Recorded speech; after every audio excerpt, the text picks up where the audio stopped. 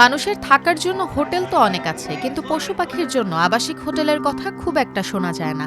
তবে রংপুরে মিলেছে এমনই এক ব্যতিক্রমী উদ্যোগের খোঁজ, যেখানে গরুর জন্য তৈরি করা হয়েছে বিশেষ আবাসিক হোটেল, যেখানে ৫০ টাকার বিনিময়ে রাখা হয় গরু। এমনই ব্যতিক্রমী ব্যবসার উদ্যোক্তা আশানুর ইসলাম। বাবার সঙ্গে ছোটবেলা থেকে হাটে গিয়ে গরু কিনতেন আশানুর। তখন থেকে দেখতেন গরু কেনার পর ব্যবসায়ীদের বড় সমস্যা হয় প্রাণীটিকে নিরাপদ স্থানে রাখার। ঝড়, বৃষ্টি কিংবা তীব্র রোদে গরু অসুস্থ হয়ে পড়ে, কখনো মারা পর্যন্ত যায়। এতে ব্যবসায়ীদের বড় ধরনের ক্ষতির মুখে পড়তে হতো। সেই অভিজ্ঞতা থেকে আশানুরের মাথায় আসে ব্যতিক্রমী এই ভাবনা। নিরাপদে প্রাণীগুলোকে রাখার জন্য এদের দেখভালের ব্যবস্থা করার কথা তার মাথায় আসে। বিভিন্ন হাট থেকে কেনার পর ব্যাপারীরা তার কাছ থেকে গরু নিয়ে আসেন। ঢাকা, চট্টগ্রাম বা দেশের অন্য অঞ্চলে গরু পাঠানোর আগে আশানুরের এখানেই থাকে প্রাণীগুলো।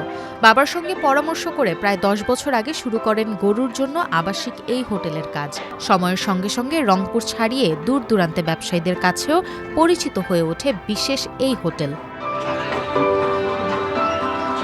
রংপুর নগরের মডার্ন মোড় থেকে প্রায় ৮ কিলোমিটার দূরে মহাসড়কের পাশেই গড়ে উঠেছে ব্যতিক্রমী এই গরুর হোটেল। প্রায় ৫০ শতক জমির ওপর তৈরি করা হয়েছে হোটেলটি। এখানে গরুর জন্য রাখা হয়েছে পর্যাপ্ত আলো বাতাসের ব্যবস্থা। মাথার ওপর ঘুরছে ফ্যান। শ্রমিকেরা নিয়মিত খাবার দিচ্ছেন, পরিষ্কার রাখছেন পুরো এলাকা। সাধারণ সময়ে এই হোটেলে থাকে ৮০ থেকে ১০০টি গরু। তবে ঈদুল আজহার সামনে এলে চাপ বাড়ে। তখন আশানুরের এই হোটেলে জায়গা হয় ৩ থেকে ৪০০ গরুর। যে সময় আমরা বয়স ২০ বছর এই সময় থেকে এখানে আসতেছি, এখানে শুধু সুবিধা মানে আমরা টাকাটা বলে আসি, আসানুল এখানে আমরা সহযোগিতা করে আর কি, কথা বুঝছেন।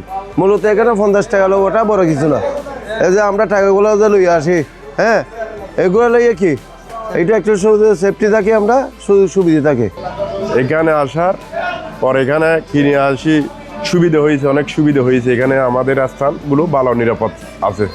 আশানুর ইসলাম জানান, সাধারণ সময় প্রতি গরুর জন্য ৫০ টাকা ভাড়া নেওয়া হলেও কোরবানি ঈদকে ঘিরে গরুর চাপ বেড়ে যাওয়ায় এখন প্রতি রাতে ভাড়া নেওয়া হচ্ছে ৬০ টাকা। যেহেতু আমাদের দীর্ঘদিনের ব্যবসা, বাবার সঙ্গে পরামর্শ করে যে আমরা একটা গরু রেস্ট দেওয়ার জন্য আমরা আবাসিক হোটেল করবো।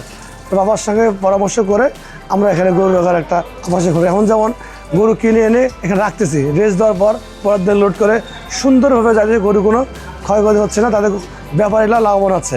এবং পাশাপাশি আমার এখানে ৫-৭ জন লোক কাজ করতেছে। আশানুরের সঙ্গে তার বাবা, ছোট ভাই শাহিন মিয়া ও ভগ্নিপতি আলাল মিয়াও হোটেলের দেখভাল করেন। ব্যবসায়ীদের বড় চাওয়া নিরাপত্তা, আর সেটি নিশ্চিত করার চেষ্টা করছেন তারা। এখন পর্যন্ত কোনো গরু হারানো বা বড় কোনো সমস্যা হয়নি।